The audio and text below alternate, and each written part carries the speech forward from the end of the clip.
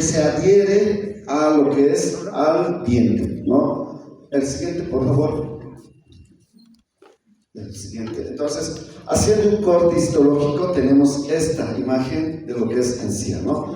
A medida que se aproxima el epitelio de la encía al diente, entonces forma un giro en forma de horquilla. Fíjense en la parte inferior, no sé si... No se ve ahí.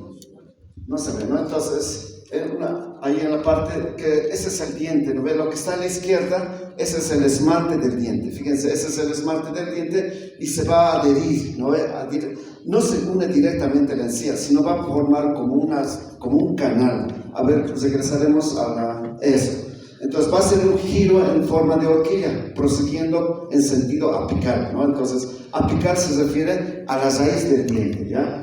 Entonces, ya a continuación se inserta en la superficie del esmalte mediante hemidesmosomas, ¿ya? Entonces, lo que es la encía se une al esmalte mediante hemidesmosomas y va a dejar un espacio de profundidad de 1 a 2 milímetros que se llama surco gingival, ¿no? Entonces, el surco gingival es el que va a ser un espacio virtual en el que va a haber este espacio. Va a encontrarse entre el esmalte del diente y la encía, ¿no?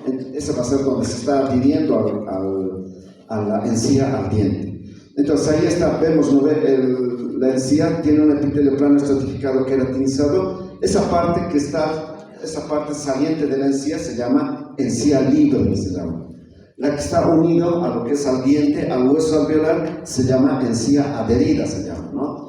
Muy bien, el siguiente, por favor. Paladar, ¿no? El paladar. Entonces, anatómicamente vamos a ver que hay dos partes, ¿no? Un paladar duro y un paladar blando, y la úvula, ¿no? La que va a estar, la parte inferior que vemos en la imagen, ¿no? Esa es la úvula, la campanilla, ¿no? Entonces, el paladar duro, la parte anterior, ¿no ve? Donde se encuentra lo que es el tejido óseo, ¿no? Se encuentra en la parte anterior, es fijo, duro por el tejido óseo, ¿no? Entonces, el epitelio es plano estratificado, queratinizado, no nos olvidemos, ¿no? También puede haber paraqueratinizado, hemos visto las diferencias del anterior, ¿no? Está sustentado por tejido conectivo denso y regular, ¿no? Es bien duro, está bien adherido al diente, no a lo que es al hueso, está bien adherido, ¿no? Al periósteo del hueso, como quien dice.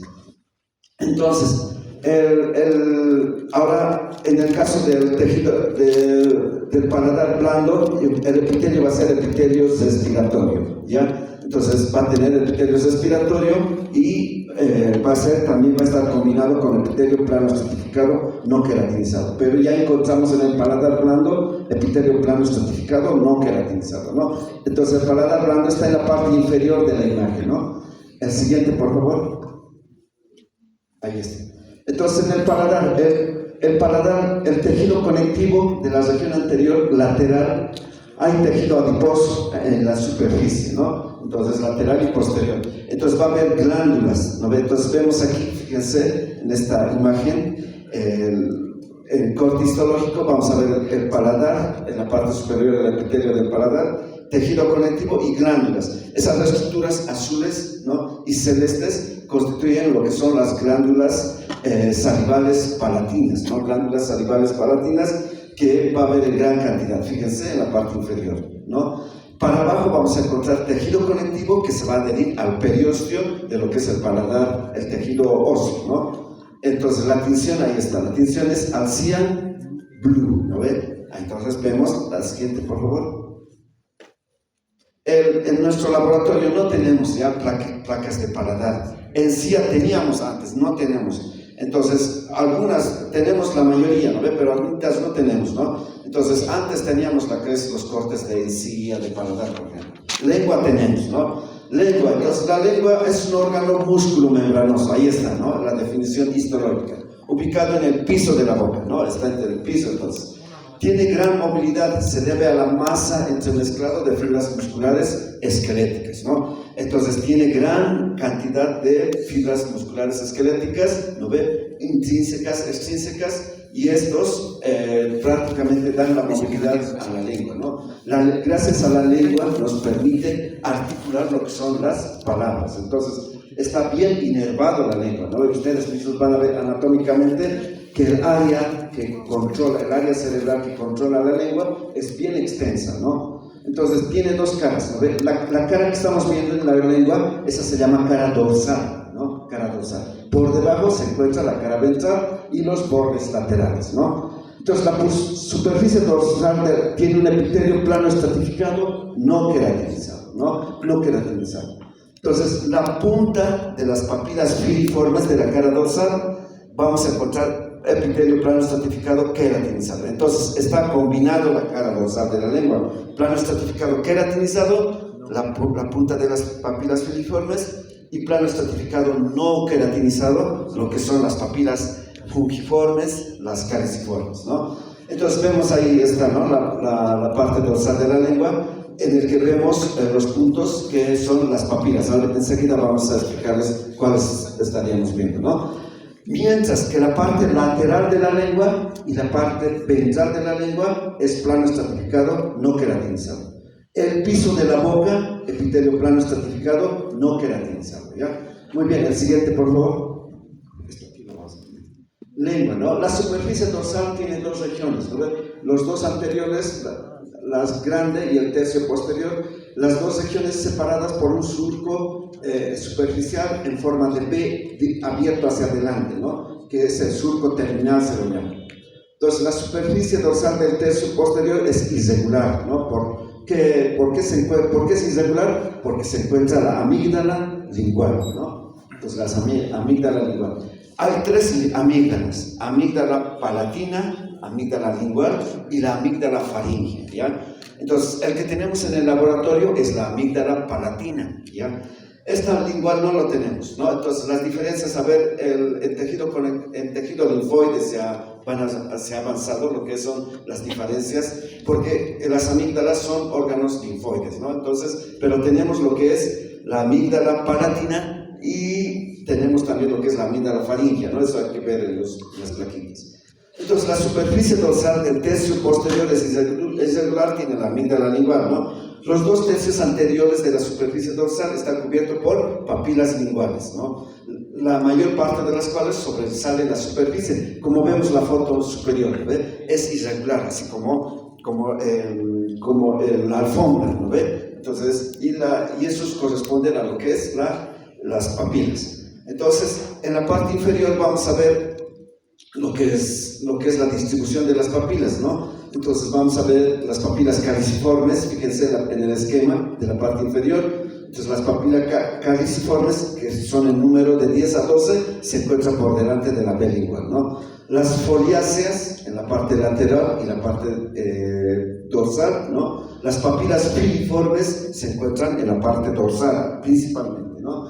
Entonces va a dar esa superficie como si fuese áspera a la lengua, ¿no? Y lo que nos faltaría serían las papilas caliciformes, hemos dicho, foliáceas, las fungiformes. Las fungiformes se encuentran en la cara dorsal y lateral, ¿no? El siguiente, por favor. Ahí está. Entonces, papilas. En un corte histológico vamos a ver así, ¿no? De esta forma. Si termina en punta, fíjense, es papilas filiformes. Si termina en punta, es epitelio plano estratificado queratinizado, ¿no? La imagen superior, fíjense, algunas terminan en punta. Entonces, ¿qué más podemos decir? Más abundantes en el extremo ausado dirigido hacia atrás con un epitelio plano estratificado queratinizado, ¿no? Las papilas fungiformes en forma de hongo, fíjense en la parte inferior, ¿no? En la parte inferior, la base es angosta, epitelio plano estratificado, no queratinizado, ¿no? Se hallan principalmente en la punta de la lengua, principalmente dice. No dice solamente en la punta, ¿no? Muy bien, el siguiente, por favor. Las papilas caliciformes se localizan delante de la B lingual, ahí está, fíjense en la parte superior, en forma de cáliz, ¿no? Entonces, por eso se les llama caliciforme. Entonces, el cáliz es una copa, ¿no? Cuya base es delgada y la parte superior es ancha. Entonces, deprimidas respecto a la superficie, el epitelio es plano estratificado, no queratinizado, ¿no? Entonces tiene papilas, ahí está como vemos en la imagen, ¿no? Ese es un corte histológico.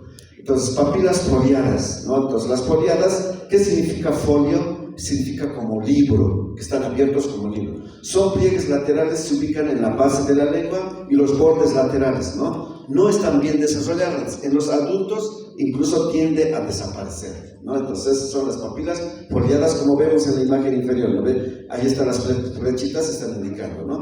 Muy bien, el siguiente, por favor. Ya, corpúsculos gustativos, ¿no ven? Entonces, en la lengua se encuentra lo que es la mucosa especializada que se encarga de percibir lo que es los diferentes tipos de sustancias, ¿no? Estas sustancias están percibidas por los corpúsculos gustativos, entonces son órganos sensoriales intraepiteliales, ¿no?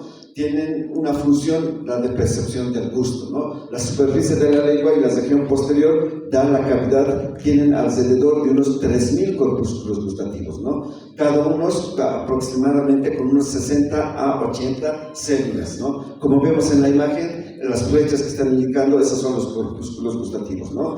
Es una estructura de unos 70 a 80 micrómetros de diámetro, ¿no? El siguiente, por favor.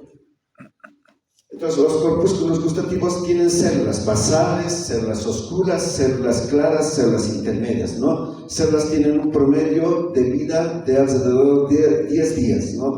Las células basales dan origen a las células oscuras que maduran finalmente en células intermedias, ¿no? Y mueren, las células tienen microvelocidades que les permiten captar el gusto, ¿no? Entonces, vemos arriba el esquema de lo que es un corpúsculo gustativo y en la parte inferior, fíjense, histológicamente así se observa, ¿no? Lo que es un corpúsculo gustativo con la superficie abierta, ¿no? Para que pueda captar los diferentes tipos de sustancias. El siguiente, por favor. Ahí está, las sensaciones que va a percibir, ¿no ve? Amargo en la parte posterior, principalmente, ¿no ve? Ácido en la parte mediana y posterior, en la parte anterior salado, y en la punta de la lengua, ¿qué será? Dulce. Dulce, ¿no ve? Entonces, y la parte central principalmente va a ser el umami, ¿no? El umami es el gusto, ¿qué alimento lo tiene? La carne lo va a tener, ¿ya? En la carne, ese tipo de alimentos. Muy bien, el siguiente, por favor. Y ahí está, la lengua, esto es lo que se observa, ¿no ve? Entonces, en la parte superficial, papilas, ¿no ve? Las papilas filiformes, fíjense la del medio, en la parte medial, hay una papila, lo que es fungiforme, ¿no? En la parte inferior vamos a encontrar tejido conectivo, que se llama lámina propia, ¿no? Y más inferiormente vamos a encontrar lo que es músculo esquelético, ¿no? Entonces, aquí en el corte de la lengua vamos a encontrar también glándulas salivales linguales, ¿no? El siguiente, por favor, es extinción universal. Ahí está, esta extinción mayor. Fíjense, en la parte superficial lo que es las papilas, ¿no? Las papilas fungiformes, filiformes. Por debajo, lámina propia del tejido conectivo de color celeste está ahí, ¿no ve? Entonces, la extinción es mayor. Por debajo hay glándulas, fíjense, glándulas salivales linguales. Y más inferior, de color rojo claro, no rojo claro, color rojo ladrillo, vamos a encontrar músculo esquelético, ¿no? De la lengua. Entonces, ese es un corte de Mallory de la lengua. El siguiente, por favor. Faringe, ¿no? La faringe, entonces, es un órgano músculo membranoso, ahí está histológicamente, ¿no? Que se extiende desde la base del cráneo hasta el esófago, ¿no? Esa es la faringe, es irregular, en el que se continúa con lo que es el esófago, ¿no? Tiene tres porciones: tercio superior, sinofaringe; tercio medio, orofaringe; tercio inferior, laringofaringe. ¿Y cuál es la diferencia? El tercio superior, la sinofaringe, tiene un epitelio respiratorio. ¿Cuál es el epitelio respiratorio? Epitelio plano estratificado, no, cilíndrico, pseudoestratificado, ciliado con células caliciformes. Eso es, el que vemos de color azul, ¿no? Entonces, es el mismo epitelio de las fosas nasales, el azul, fíjense. El verde es epitelio plano estratificado, no queratinizado, el de la boca, el de la cavidad oral. Y el inferior, el de la laringe, el que está en contacto con lo que es la epiglotis, es epitelio plano estratificado, no queratinizado, ¿no? Muy bien, el siguiente, por favor. Ya. Es el esófago, es un túbulo muscular de 25 centímetros de longitud, ¿no? Aproximadamente comprende desde la orofaringe hasta lo que va a ser el estómago, ¿no? Entonces es un tubo que se encuentra en el tórax principalmente, ¿no? Entonces, si está en el tórax, no va a tener serosa, ¿ya? Va a tener adventicia dentro de sus capas, no nos olvidemos de eso. porque muchos se confunden, ¿no? Con lo que es el estómago, intestino delgado, grueso, ¿no ve? La función es el transporte de los alimentos fragmentados, pero no digeridos, o iniciándose la digestión desde la boca hasta el estómago. La mucosa tiene un epitelio plano estratificado, no queratinizado, ¿no? Y es bien grueso el espesor. Puede medir, ahí está, aproximadamente hasta 5 milímetros de espesor en el esófago, ¿no? Entonces, es esa estructura tubular que está conectando con el estómago, ¿no? Entonces, desde lo que es la región de la faringe hasta la cavidad abdominal, ese es el esófago. El siguiente, por favor. Tenemos estas placas, ¿no? Hay que reconocer las capas, todo tiene que reconocer. El esófago es la mucosa, se incluye los queratinocitos, ¿no? Entonces, como en el esquema general del tubo digestivo, vamos a encontrar mucosa, submucosa, muscular y la serosa, ¿no ve? O adventicia, en este caso, ¿no? Entonces, en la mucosa se incluye los queratinocitos, ahí está la parte superior, ¿no? Esa imagen. Las células de Langerhans y en el estrato vascular se pueden encontrar algunos melanocitos y células enteroendócrinas, ¿no? Entonces, ustedes han avanzado en piel, ¿no ve? Entonces, en el epitelio, en la epidermis de la piel vamos a encontrar estas células. Y en el esófago también se encuentran, ¿ya? Y también se pueden encontrar, entonces, estas células de Langerhans, melanocitos y las enteroendócrinas en el epitelio plano estratificado no queratinizado, ¿no? Por debajo, lámina propia, ahí está aquí, que es propia del tejido conectivo laxo, incluye glándulas esofágicas en las proximidades del estómago y la faringe, ¿ya? Estas glándulas esofágicas de la lámina propia solamente están a nivel de lo que es la faringe, el extremo superior, y a nivel del estómago, ¿no? Entonces, vamos, esa imagen inferior, fíjense, de color morado, ¿no? En el corte, en el medio de lo que es la lámina propia, esas son las glándulas esofágicas, ¿no? Glándulas esofágicas de la lámina propia. El siguiente, por favor. Hay placas de esófago, tienen que reconocer esto. Esquema general, ahí está, ¿no? Mucosa, el rosado, fíjense, submucosa, ¿no? Muscular y la adventicia, ahí está, ¿no? Entonces, entre la capa mucosa y la submucosa, ¿qué estructura va a dividir? La muscular de la mucosa, o muscular interna, ¿no? Eso sería, ¿no? Entonces, luego tenemos las capas. La siguiente, por favor. Ese esquema está bien, ¿no? La muscular de la mucosa, por debajo de lo que es la mucosa, ¿no? Está formado por una gruesa capa de músculo liso de curso longitudinal. Sí o sí es músculo liso. El que va a variar es la muscular externa, que enseguida les voy a explicar.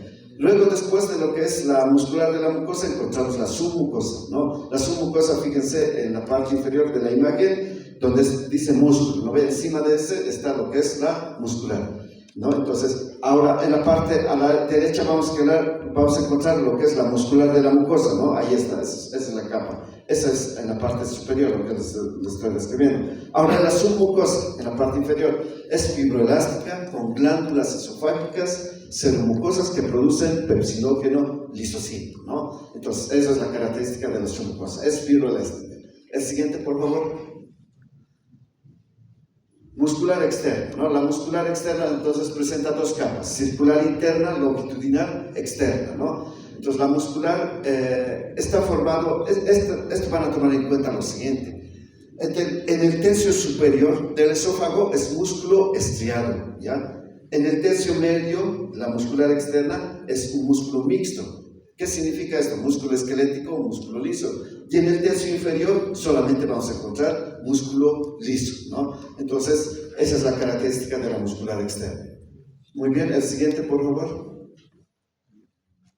Esófago. Entonces, la adventicia es una capa de tejido conectivo laxo en la parte inferior, fíjense. Es la última capa la que va a poner en contacto con órganos que se encuentran en el tórax, que luego, al atravesar la pared del diafragma, se cubre de mesotelio, constituyendo lo que va a ser serosa.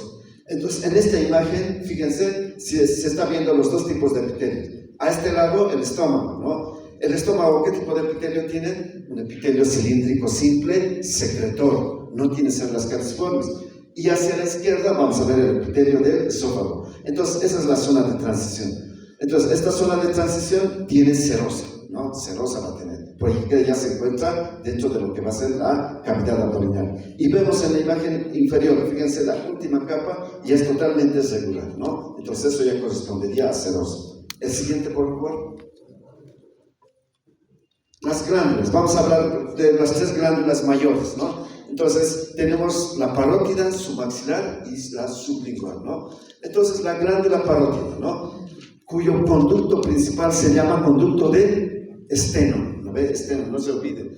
Desemboca en la cavidad oral frente al segundo molar superior, ¿no? Las unidades secretoras de la glándula parótida son principalmente serosas, ¿ya? Entonces tiene muchos conductos intercalares, largos y estrechos, ¿no? Los conductos estriados son grandes y bien visibles. Entonces, ahora vamos a ver la imagen, ¿no? Vamos a ver la inferior, superior e inferior tenemos, ¿no? Entonces, la inferior, ¿qué es lo que nos llama la atención? Entonces, hay tejido adiposo, fíjense, gran cantidad de puntos blancos que constituye tejido adiposo. Y es una de las características de la glándula parótida que nos ayuda a reconocer el tejido adiposo. Ahora en la parte superior vamos a ver gran cantidad de lo que son acinos serosos de color morado, ¿no? Entonces no tiene muchos conductos como la glándula submaxilar, ¿ya? Esta placa hay en el laboratorio, tienen que reconocer la diferencia entre la glándula parótida, submaxilar y la sublingual, ¿no? Parótida, gran cantidad de tejido adiposo, pocos conductos y el epitelio es epitelio cúbico simple, ¿ya? De los conductos de secreción. Entonces, el siguiente, por favor. Ahí está, a mayor imagen. Fíjense, los puntos claros, tejido adiposo. Los puntos morados, más oscuros, es los acinos serosos. Y fíjense, en el medio, justo en el medio, están unas estructuras, ¿no? Que son los conductos intercalares, ¿ya? O conductos de secreción, ¿no? Entonces, estos tienen un epitelio cúbico simple, ¿no? Entonces, esa es la glándula parótida. El siguiente, por favor. No estamos viendo ahí acinos mucosos. El siguiente, por favor. Ya, ahí está. Glándula submaxilar. Entonces, la glándula submaxilar también es una glándula mixta, ¿no? Como la parótida, pero tiene más cantidad de acinos mucosos. Entonces, la glándula submaxilar también se lo llama como submandibular, ¿no? Que son órganos pares, menos grandes, están ubicados por debajo a cada lado del piso de la boca, ¿no? Cerca de lo que es la mandíbula. Entonces, entre los acinos serosos suelen aparecer acinos mucosos, ¿no? Ahí están. Entonces, estos acinos mucosos van a tener lo que son los conductos intercalares y su conducto principal de la glándula submandibular se llama conducto de Wharton. Ahí está, fíjense, se llama conducto de Wharton. Entonces, dentro de las imágenes, vamos a ver inferior. Fíjense, en la parte, tenemos dos imágenes, superior e inferior. Inferior vemos acinos serosos, ¿no? Acinos serosos, y en el medio acinos mucosos. Esa es la diferencia. Encuentran acinos mucosos, entonces es glándula submaxilar, ¿no? Entonces, ahora en la parte superior vamos a encontrar acinos serosos, morados, y acinos mucosos en la parte superior. Fíjense, células mucosas, dicen, ¿no? Y acinos serosos. Ahora también vamos a encontrar los conductos. Fíjense, a mayor aumento está a la derecha, y ese es su conducto intercalar, ¿no? O conducto de secreción, que tiene un epitelio cúbico simple. Muy bien, el siguiente. Ya vamos a terminar, ¿no? Esta es a mayor imagen, lo que es la glándula submaxilar. Entonces, acinos serosos de color morado y acinos mucosos, ¿no? Y conductos intercalares o los conductos de secreción. Fíjense, mezclados en la parte inferior hacia la derecha. Ese es un conducto de secreción, ¿no? Entonces, ahí tenemos lo que es la glándula submaxilar. Acinos serosos y acinos mucosos. El siguiente, por favor. Sublingual, ¿no? En la diferencia. Se encuentra en el piso de la boca, ¿no? Sus múltiples conductos sublinguales pequeños desembocan en un conducto principal que se llama conducto de Bartolini, se llama su conducto principal de la sublingual, ¿no? Y también tiene en forma independiente sobre el piso de la boca, ahí es donde va a desembocar, ¿no? Posee acinos serosos y principalmente acinos mucosos, ¿no? Entonces, ahora en las imágenes, ¿qué es lo que vamos a observar?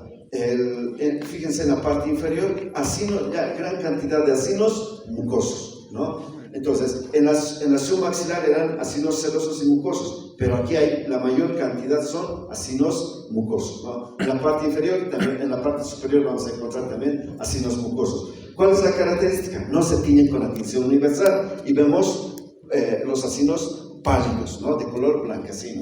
Entonces ahí está la imagen, ¿no? Ahora, dentro de lo que son los acinos, vamos a encontrar unas estructuras parecidas a vasos sanguíneos, que son los conductos de secreción. Y el conducto de secreción tiene un epitelio cúbico simple, ¿ya? El siguiente, por favor. Creo que ahí está, miren. Acinos mucosos, en gran cantidad. Esa es glándula sublingual. En el medio del lado izquierda vamos a encontrar conductos de secreción, ¿no? Entonces, esos conductos de secreción tienen un epitelio cúbico simple, ¿no? Esta es tinción universal, glándula submaxilar, no, sublingual, ¿no? El siguiente, por favor, con eso creo que ya hemos terminado. Ahí está, aquí, ¿qué es lo que vamos a ver? Entonces, vamos a ver lo que es acinos mucosos y serosos. De este lado es la submaxilar o submandibular. Conductos de secreción, ¿no? Este igual es glándula submaxilar o submandibular. ¿Qué vamos a ver? Acinos serosos y acinos mucosos, ¿no? El siguiente, por favor, con eso creo que ya es la última. Muy bien, gracias. No sé si hay alguna consulta. Muchas gracias.